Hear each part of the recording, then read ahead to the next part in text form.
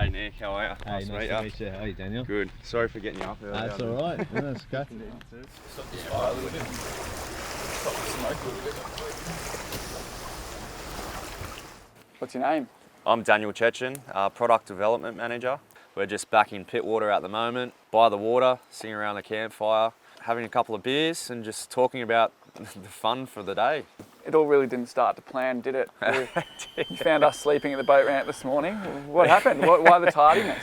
Oh mate, I know. We said meet us at the boat ramp at 4:30 and we had a bit of a snooze in. The servo was still closed until like 5:10 until we could get to ice.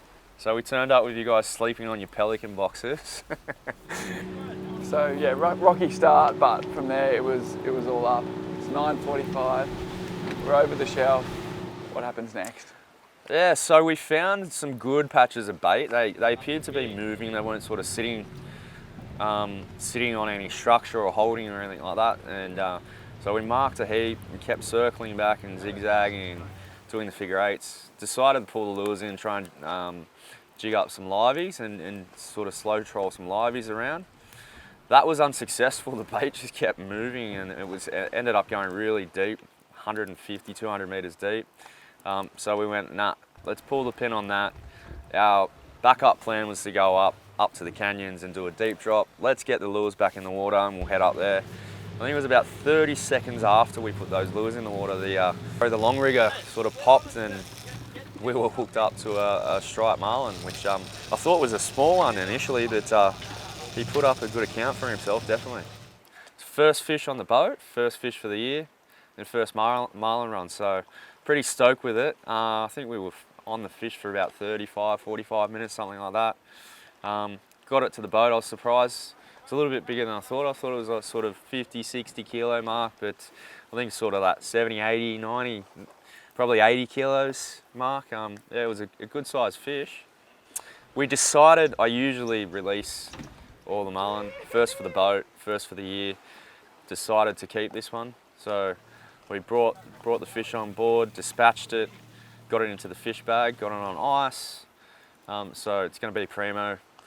We'll get some of it on the smoker tonight, on the fire, on the coals, on the smoker, and yeah, sort of share that around. There's plenty to go around. There's plenty of people that we know that we can share it with, so none will go to waste. Yep, that was an epic battle, mate. Well done on landing it. So, what was your last boat?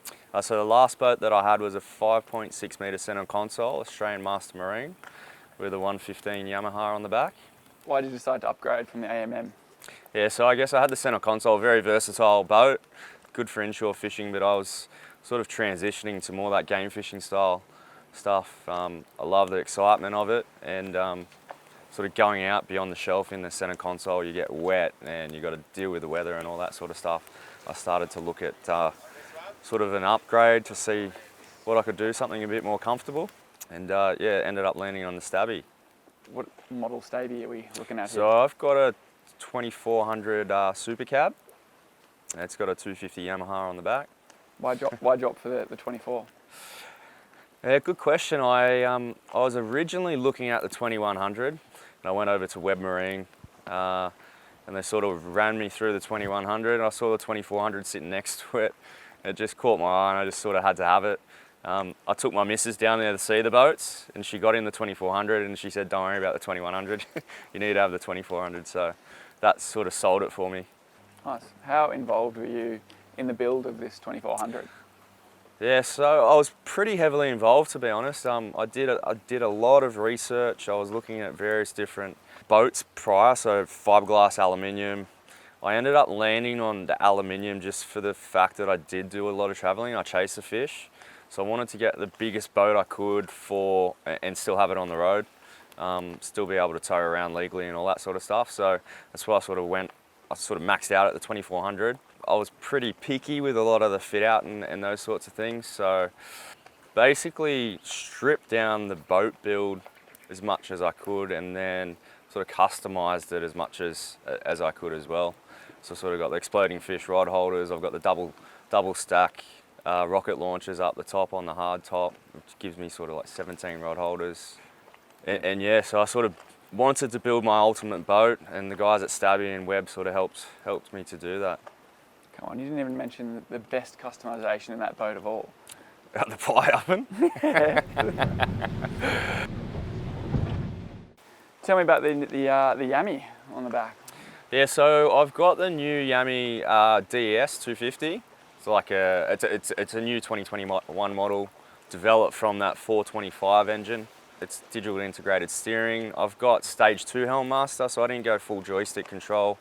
I just personally didn't think I'd get the benefits out of the joystick with single engine. A lot of the fishing I do, game fishing, deep dropping, snapper fishing, all that sort of stuff, I don't need the spot lock and the joystick to sort of manipulate me around and finesse me around. So yeah, just went with stage 2, autopilot kit, digital steering, and it is bloody awesome, I tell you. Yeah, it's extremely accurate in terms of the GPS and the autopilot.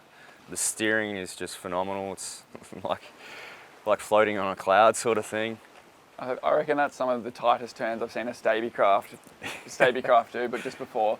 And I reckon it probably comes down to that power steering, hey? I actually looked down and I was sort of doing 22 knots and I was full hooking 180-degree turns and stuff like that. I was quite surprised. It's like a go-kart on the water, it really is. And for such a big boat, I was extremely impressed with how it manoeuvred in the water. It's probably the hardest I've pushed it so far. Talk me through your range based on your fuel tank size and the economy. It's a 300-litre tank. I get about so on average it's about 1.1, 1.2 kilometres a litre. That's doing a full trip out to the shelf and back. So trolling, I get sort of 1.4, 1.5 kilometres a litre. Sitting around that 22, 24 knot range. Goes down to about 1.1, 1.2, which is really good. Trolling probably goes to 1.1 as well, so it could be improved, but a lot of the fishing I do, I have to travel long distances to get to the grounds that I want to fish, so I wasn't really bothered about that. I did a big trip, I think it was about 160 nautical miles, and we used 220 litres, so it's pretty good. I've spoken to other guys with different props, same boat, different model motor, and they're getting a lot worse economy, so I think Yami stepped it up there for sure with the new model. Electronics.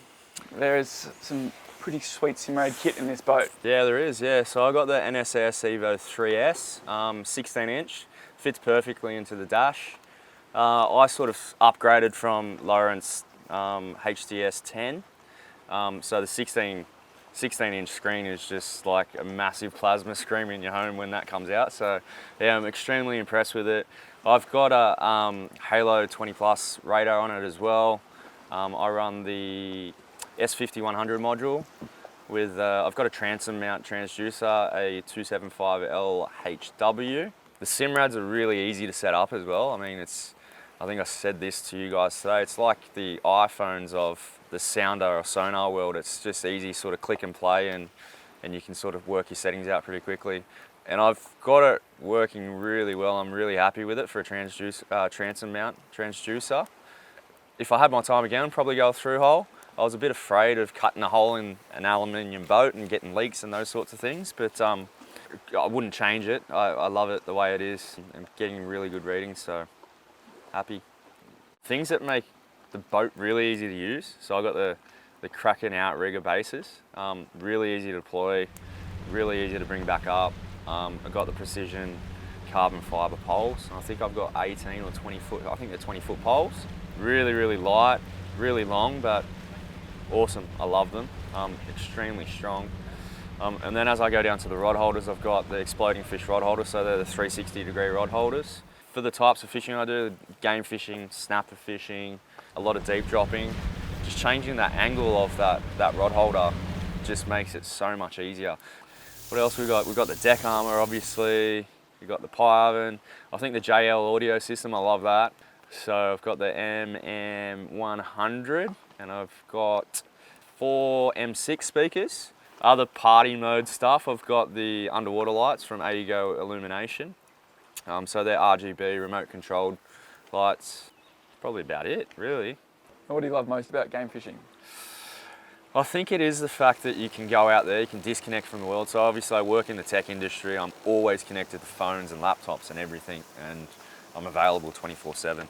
It's just that disconnection from busy Sydney life, getting out on the water with your mates, not having to think about anything at all.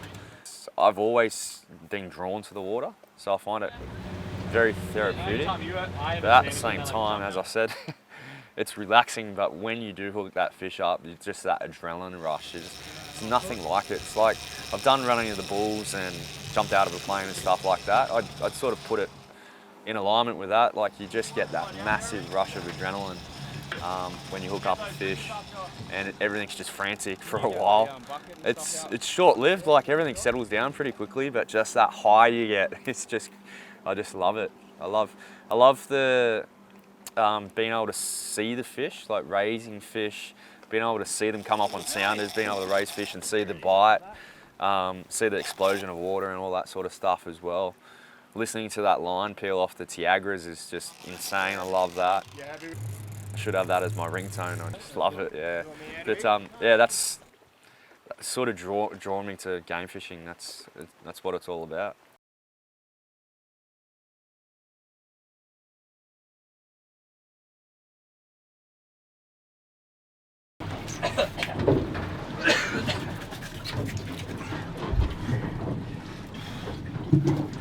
That bait was probably moving because I was getting changed. Yeah. I got some paper towel trying to just fucking... just wash them down. They'll go, won't they? They'll go out the field. They're sea lice, aren't they? Fucking hundreds of them. Yeah, have a go.